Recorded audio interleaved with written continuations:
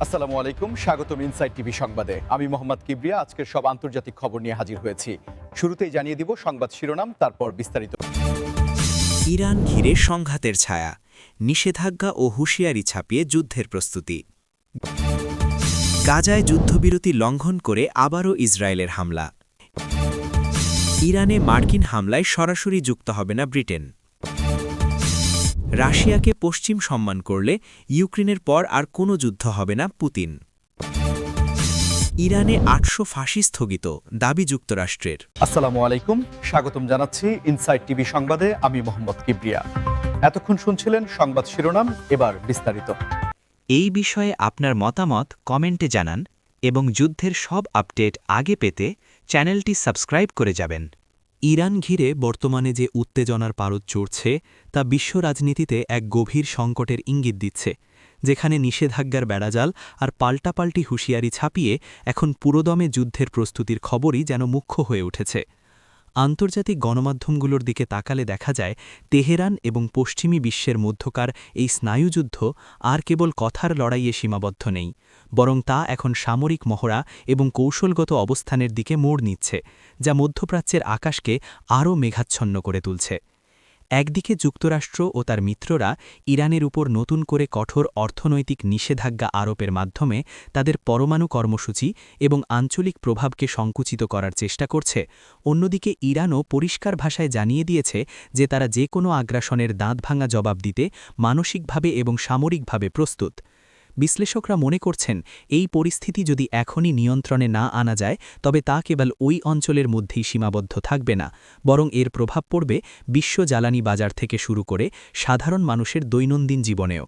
বিশেষ করে হরমুজ প্রণালী দিয়ে তেল পরিবহনের যে বিশাল রুট রয়েছে, সেখানে কোনো ধরনের সংঘাত শুরু হলে তেলের দাম আকাশচুম্বী হতে পারে, যার ভুক্তভোগী হবে বিশ্বের প্রতিটি কোণ। ইরানের সামরিক বাহিনী তাদের সাম্প্রতিক মহড়াগুলোতে নতুন প্রযুক্তির ড্রোন এবং মিসাইল প্রদর্শন করে এটা প্রমাণ করতে চাইছে যে কয়েক দশকের নিষেধাজ্ঞা সত্ত্বেও তাদের প্রতিরক্ষা ব্যবস্থা কতটা শক্তিশালী।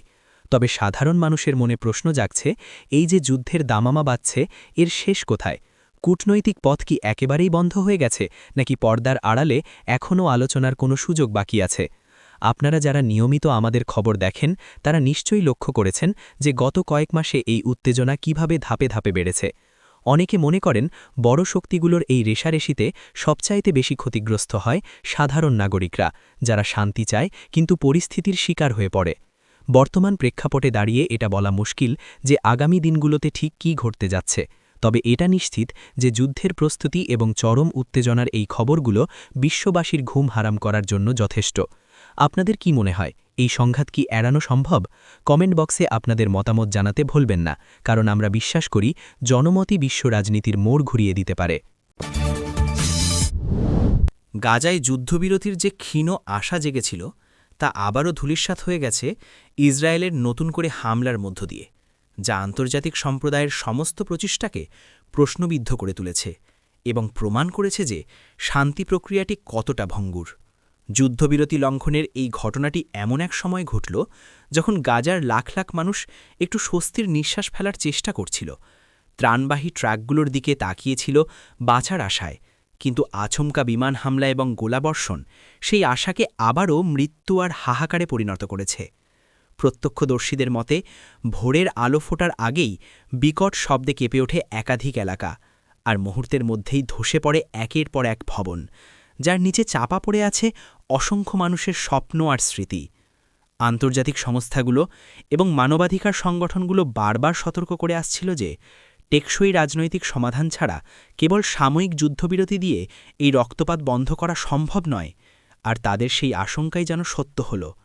ইসরায়েলের পক্ষ থেকে দাবি করা হচ্ছে যে তারা নিরাপত্তার স্বার্থে এবং নির্দিষ্ট কিছু লক্ষ্যবস্তুতে আঘাত হানার জন্যই এই অভিযান পরিচালনা করেছে, কিন্তু বাস্তবতা হল এই হামলায় নারী ও শিশুদের হতাহতের সংখ্যাই বেশি, যা মানবিক বিপর্যয়ের মাত্রাকে আরও বাড়িয়ে দিয়েছে। হাসপাতালের করিডোরগুলোতে তিল ধারণের ঠাঁই নেই, চিকিৎসকরা হিমশিম খাচ্ছেন আহতদের সেবা দিতে, আর ওষুধের অভাবে পরিস্থিতি নিয়ন্ত্রণের বাইরে চলে যাচ্ছে। এই পরিস্থিতিতে বিশ্ব নেতাদের ভূমিকা নিয়ে সাধারণ মানুষের মনে ক্ষোভের সঞ্চার হচ্ছে। তারা প্রশ্ন তুলছেন, কেন বারবার যুদ্ধবিরতি লঙ্ঘন হওয়ার পরেও কার্যকর কোনো পদক্ষেপ নেওয়া হচ্ছে না? জাতিসংঘের নিরাপত্তা পরিষদ থেকে শুরু করে বড় বড় শক্তিধর দেশগুলো কেবল নিন্দা জানিয়েই কেন দায়িত্ব শেষ করছে। এই সংঘাতের মানবিক দিকটি এতই ভয়াবহ যে তা ভাষায় প্রকাশ করা কঠিন। সামাজিক যোগাযোগ মাধ্যমে ছড়িয়ে পড়া ছবি আর ভিডিওগুলো দেখলে যে কারো হৃদয় কেঁপে উঠবে। আপনারা যারা আমাদের এই ভিডিওটি দেখছেন তাদের কাছে অনুরোধ থাকবে, মানবিকতার খাতিরে এই খবরটি শেয়ার করুন, যাতে বিশ্ব বিবেক জাগ্রত হয়।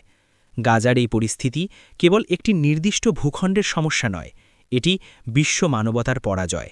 ধ্বংসস্তূপের নিচে চাপা পড়া শিশুদের কান্না আর স্বজনহারাদের আহাজারি আমাদের মনে করিয়ে দেয় যে যুদ্ধের ভয়াবহতা কতটা নিষ্ঠুর হতে পারে।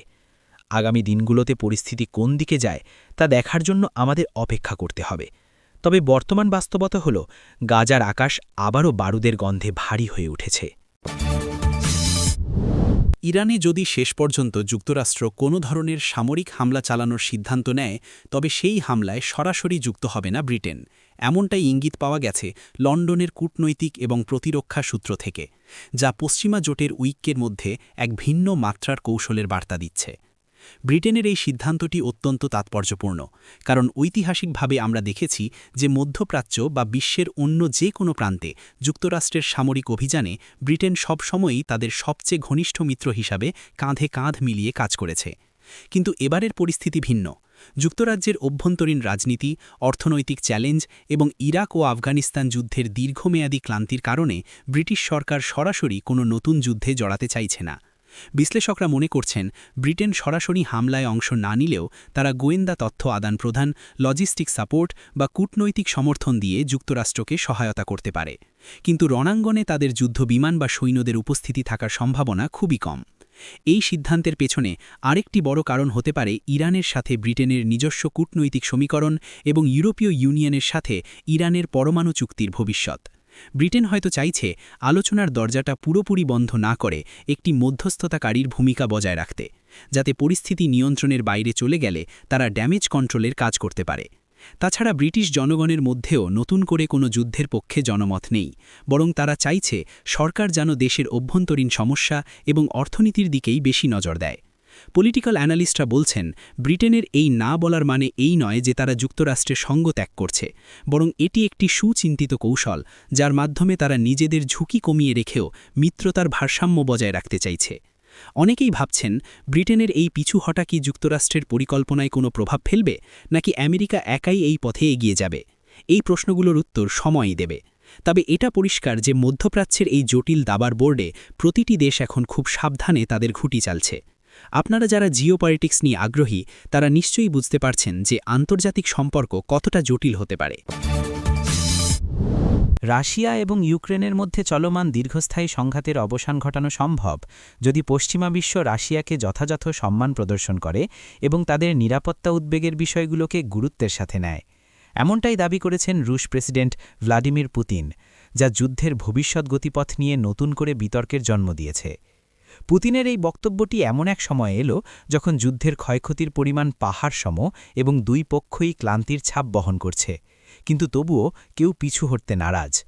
পুতিনের মতে ইউক্রেনের পর আর কোনো যুদ্ধের প্রয়োজন হবে না যদি ন্যাটো এবং পশ্চিমা দেশগুলো রাশিয়ার সীমান্ত সংলগ্ন দেশগুলোতে তাদের সামরিক সম্প্রসারণ বন্ধ করে এবং রাশিয়াকে একটি পরাশক্তি হিসেবে তার প্রাপ্য মর্যাদা দেয়। তিনি ইতিহাসের প্রসঙ্গ টেনে এনে বোঝাতে চেয়েছেন যে রাশিয়া কখনোই আগ বাড়িয়ে কোনো সংঘাতে জড়ায়নি, বরং নিজেদের অস্তিত্ব এবং সার্বভৌমত্ব রক্ষার স্বার্থেই তাদের অস্ত্র হাতে তুলে নিতে হয়েছে। এই বক্তব্যের মাধ্যমে পুতিন কার্যত বলটি পশ্চিমাদের কোর্টে ঠেলে দিলেন এবং বোঝাতে চাইলেন যে শান্তির চাবিকাঠি এখন ওয়াশিংটন, লন্ডন আর ব্রাসেলসের হাতে। তবে পশ্চিমা বিশ্লেষকরা এই বক্তব্যকে সতর্কতার সাথে দেখছেন। তারা মনে করছেন এটি পুতিনের একটি কৌশল হতে পারে সময় ক্ষেপণ করার অথবা নিজের দেশের জনগণের কাছে নিজেকে শান্তির দূত হিসেবে তুলে ধরার। অন্যদিকে ইউক্রেন মনে করে যে রাশিয়ার এই সম্মান চাওয়ার আড়ালে আসলে প্রতিবেশী দেশগুলোর ওপর আধিপত্য বিস্তারের আকাঙ্ক্ষা লুকিয়ে আছে। কিন্তু নিরপেক্ষ দৃষ্টিকোণ থেকে দেখলে বোঝা যায় যে কোনো যুদ্ধের শেষ হয় আলোচনার টেবিলে, আর সেই আলোচনার জন্য প্রয়োজন পারস্পরিক শ্রদ্ধা। পুতিনের এই শর্ত যদি পশ্চিমারা মেনে নেয়, তবে কি সত্যিই ইউরোপে দীর্ঘস্থায়ী শান্তি ফিরে আসবে, নাকি এটি কেবল আরেকটি সাময়িক বিরতি? এই প্রশ্নগুলো এখন আন্তর্জাতিক সম্পর্কের ছাত্রদের জন্য গবেষণার বিষয় হয়ে দাঁড়িয়েছে। যুদ্ধের ভয়াবহতা আমরা সবাই দেখেছি, কিন্তু এর পেছনের মনস্তাত্ত্বিক এবং রাজনৈতিক খেলাগুলো সাধারণ মানুষের চোখের আড়ালেই থেকে যায়। রাশিয়া চায় তাদের নিরাপত্তা বলয় নিশ্চিত করতে, আর পশ্চিম চায় গণতান্ত্রিক মূল্যবোধ রক্ষা করতে। এই দুইয়ের দ্বন্দ্বে পিষ্ট হচ্ছে সাধারণ মানুষ। ইরানের বিচার ব্যবস্থা এবং মানবাধিকার পরিস্থিতি নিয়ে আন্তর্জাতিক অঙ্গনে সবসময়ই সমালোচনা চলে। তবে এবার যুক্তরাষ্ট্র দাবি করছে যে ইরানে প্রায় ৮০০ মৃত্যুদণ্ড বা ফাঁসির আদেশ স্থগিত করা হয়েছে, যা মানবাধিকার সংস্থাগুলোর দীর্ঘদিনের চাপের ফসল হিসেবে দেখা হচ্ছে। যুক্তরাষ্ট্রের এই দাবিটি যদি সত্য হয়, তবে এটি ইরানের বিচারিক ইতিহাসে এবং বর্তমান রাজনৈতিক প্রেক্ষাপটে একটি অত্যন্ত গুরুত্বপূর্ণ ঘটনা হিসেবে বিবেচিত হবে। মার্কিন পররাষ্ট্র দপ্তরের বিভিন্ন সূত্র এবং মানবাধিকার সংগঠনগুলোর রিপোর্ট অনুযায়ী আন্তর্জাতিক সম্প্রদায়ের ক্রমাগত চাপ, বিভিন্ন দেশের কূটনৈতিক তৎপরতা এবং ইরানের ভেতরে চলা সামাজিক আন্দোলনের কারণেই তেহরান সরকার হয়তো তাদের কঠোর অবস্থান থেকে কিছুটা সরে আসতে বাধ্য হয়েছে। এই ৮০০ মানুষের জীবন বেঁচে যাওয়া মানে ৮০০টি পরিবারের মুখে হাসি ফুটে ওঠা, এবং এটি প্রমাণ করে যে বিশ্বজুড়ে মানবাধিকার কর্মীদের ঐক্যবদ্ধ প্রচেষ্টা কখনো বিফলে যায় না। তবে বিশ্লেষকরা এখনই খুব বেশি আশাবাদী হতে বারণ করছেন। তারা বলছেন এই স্থগিতাদেশ সাময়িক কৌশল হতে পারে, অথবা আন্তর্জাতিক নিষেধাজ্ঞা এড়ানোর একটি উপায়ও হতে পারে। ইরান সরকার হয়তো চাইছে বিশ্বকে দেখাতে যে তারা সংস্কারের পথে হাঁটছে, যাতে তাদের ওপর থেকে অর্থনৈতিক চাপ কিছুটা কমে। অন্যদিকে ইরানের তরফ থেকে এই দাবির বিষয়ে আনুষ্ঠানিক কোনো বিস্তারিত ঘোষণা এখনও আসেনি, যা পুরো বিষয়টিকে কিছুটা ধোঁয়াশার মধ্যে রেখেছে। তবুও খবরটি মানবাধিকার কর্মীদের মধ্যে এক ধরনের স্বস্তি এনে দিয়েছে। ভাবুন তো, যদি সত্যি এতগুলো মানুষের প্রাণ রক্ষা পায়, তবে সেটা হবে মানবতার এক বিশাল জয়। কিন্তু প্রশ্ন থেকে যায়, এই স্থগিতাদেশ কি স্থায়ী হবে, নাকি রাজনৈতিক হাওয়া বদল হলে আবারও পুরনো চিত্র ফিরে আসবে?